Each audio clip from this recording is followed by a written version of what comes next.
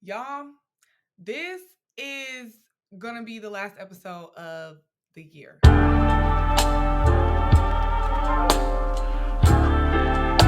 What's up, cool kids? You're tuned in to another episode of the Power and Prose podcast. Y'all, this is gonna be the last episode of the year. Last episode of the year. I'm gonna get into why, but this is it. We wrapping it up right here, right now. So I just wanted to take a pause and say thank y'all for rocking with your girl. It has been a long year, low key, but also it went by pretty quick. I'm like, not 2023. Like, what do you mean? And so I am just so appreciative of y'all. Like every person that has subscribed to my newsletter this year, love you so much. Every person that has downloaded, left a review, has texted me personally about the show, love you so much. Every person who has shared something on Instagram, if you've been DMing me on Instagram, I love the DMs. When I post my little questions of a cool kid check-in and y'all check in with me, you let me know how you're feeling. We encourage each other. Thank you so much. For every person who's just been on this ride, if you're owning your pros in any way or facet throughout this year, known to me, not known to me, and this podcast, this platform has been a part of your journey, I just want to say thank you, because it is no small thing, child. Like I'm telling you, I just be plugging this thing up, I turn my little laptop on, I make my bed, and I try to deliver as best I can and as what I feel like the spirit is giving me, and y'all be rocking with it. And so I thank y'all, love y'all deep from the bottom of my heart, and y'all the cool kids forever, period.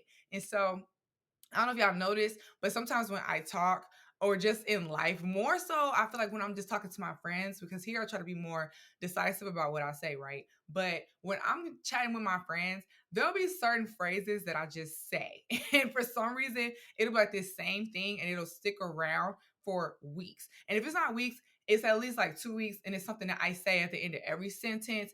It's kind of like, you know how people say period? It's like my own personal period, whatever that thing is. And I will say it all the time. I don't even notice it unless somebody calls it out. Or if my whole friend group, like if all of us start saying the same phrase, I'm like, child, not all of us talking the same. So it'll come out at that point.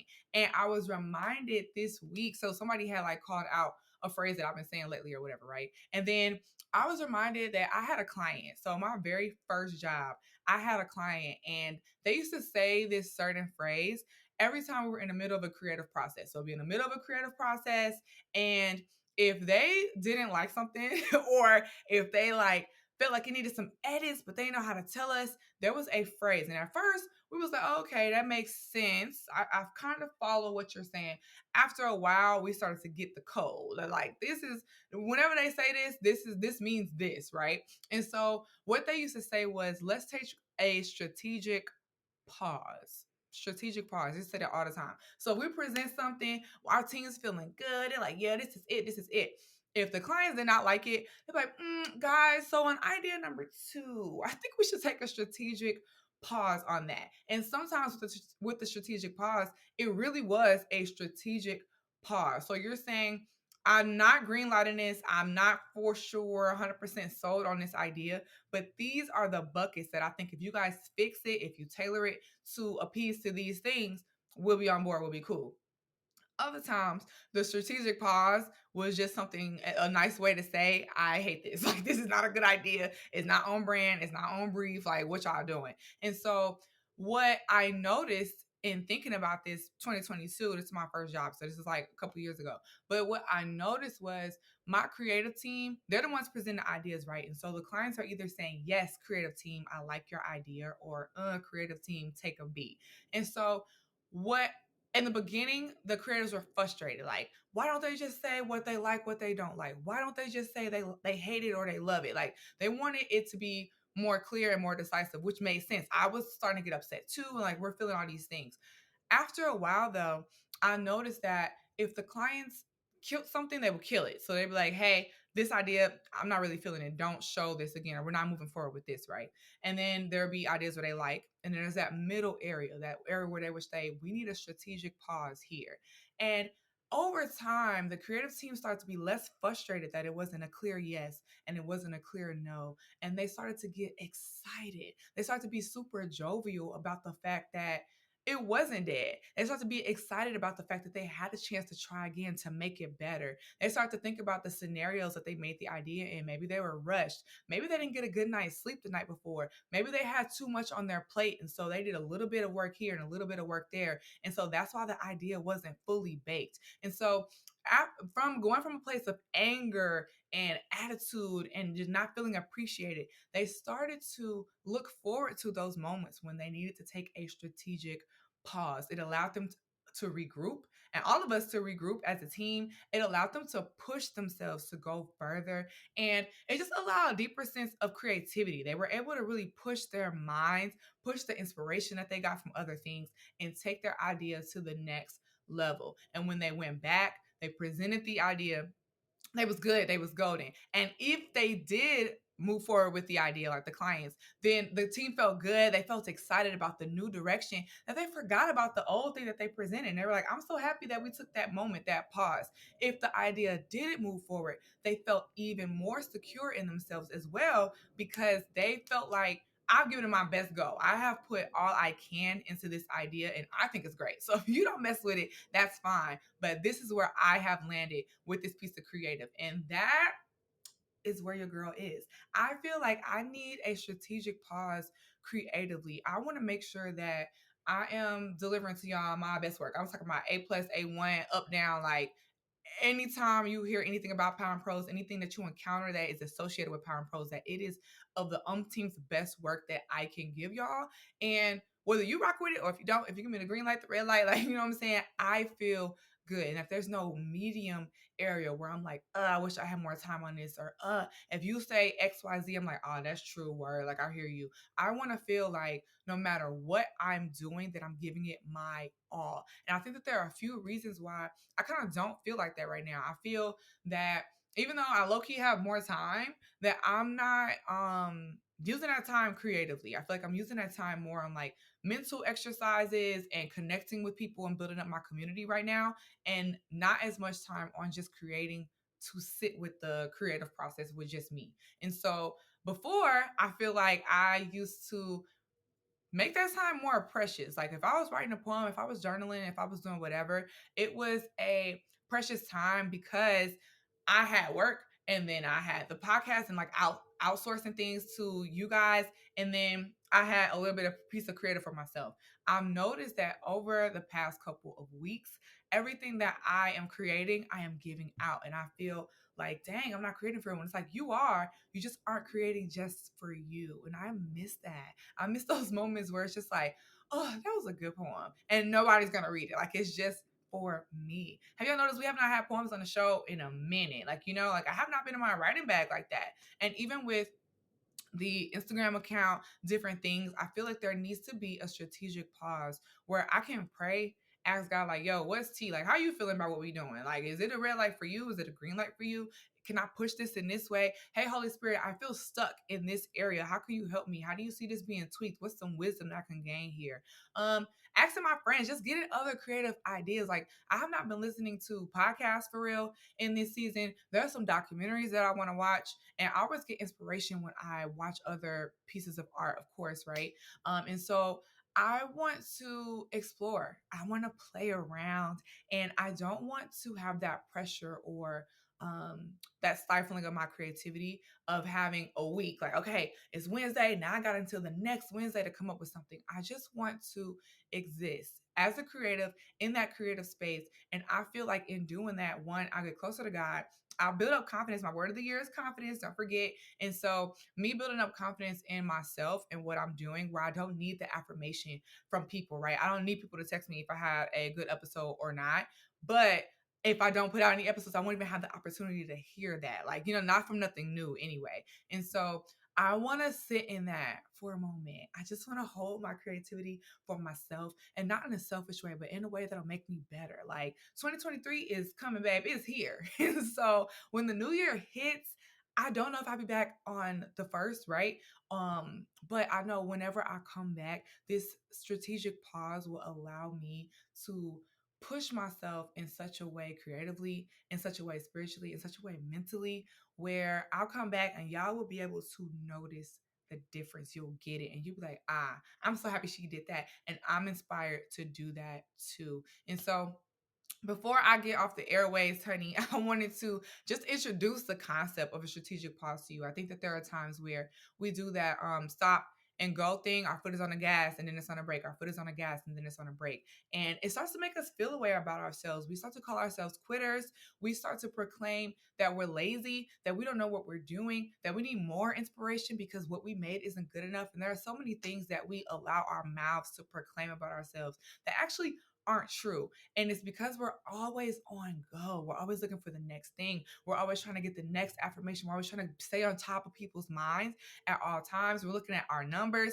And if I take time off, my numbers not going to look the same. Do y'all know? I thought about that too. Not for long, to be honest with you, because look, numbers is numbers. But I thought about that like, dang, my numbers been looking kind of good. My Spotify Wrapped was decent. Like, like my numbers are doing good. And so I was like, if I take time off, and I don't even know when I'm coming back, what are my numbers going to look like? What are my ratings going to look like?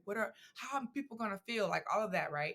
But I had to go back to what is the point of the pause? If the pause is fake, like what I was saying with my clients, and it's really, I want to not do the podcast anymore, but I'm acting like it's a pause because I want to save face, then yeah, that's an issue. And we need to address that. But if it's really to hone in, if it's really go back to that creative space where I used to dwell, I used to live there. I was spewing out poems. Let me tell you about 2020. Most poems I've ever written in my life. And it felt so good. And I feel like this year I did have the opportunity to join a couple of writing workshops, but not nearly as much as 2021 for sure.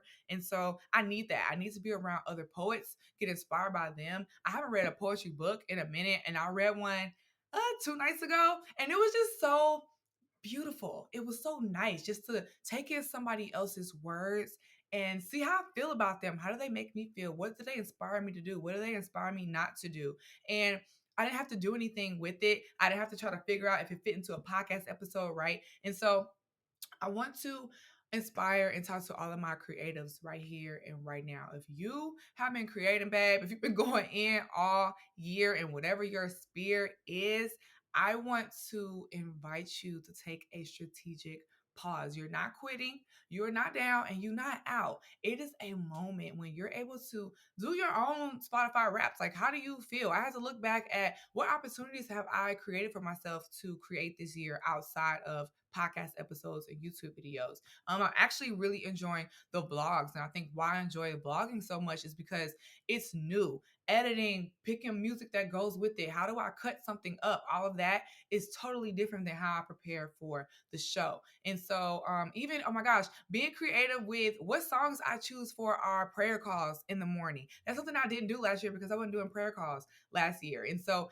even with that, right, and how I have conversations with people, how they flow, it excites me. It gets me really riled up. That prayer night that I had earlier this year, and I had some girlies come to my crib, that was really nice. And how I set up my space, it allowed me to be creative. And so as I'm thinking about my year and going back, all the moments that made me excited were moments when I allowed myself to do something new. It wasn't the expected, it wasn't the typical desk fashion. And it excited me. It enthralled me. Like I was able to get like, you know what I'm saying, this childlike enamorment with what I was doing. And so I want to invite y'all to do the same thing. If you've been doing the same old, or you haven't been doing the same old, but you only have a little bit of time when you get creative, where you play, where you try new stuff, where you do something and you don't send it to anybody, you just let it exist. Try that throughout the rest of this year into the new year. See how you feel. Try it on, see how it fits. But I feel like that is going to be like the thing that carries us and the thing that just brings us a little bit more of that holiday cheer, a little bit more of that God-given joy, that hope, because you don't feel that dredge and that pressure to have to create for other people or to create for a guys and to be seen, right? It's just something that's for you and God. And God is satisfied with us. Before we do anything, he tells us, you're good. You are loved. I got you. Like, you know what I mean? And so when you could just have that and not what your Twitter followers say, not what Instagram, how many likes you get, right? How many reposts you get, not all of that, but just sitting with something, there is something that's just so pure about that moment. And I think that all artists, like all mediums, feel that way. If you think about an artist before they released the album, Beyonce, she knew Renaissance was a hit, and her and Jay-Z was bopping around the house to alien superstar. Like I know they were, you know what I mean? And so it's that much better when it goes out into the world. Like the Grammys are a plus. Me talking about it on the podcast right now, Beyonce ever heard it? Hey girl, plus. Like you know what I'm saying? But her in her crib, wherever they was at in her studio, and she that beat drop, the verse was locked, and she's like, no, this is it.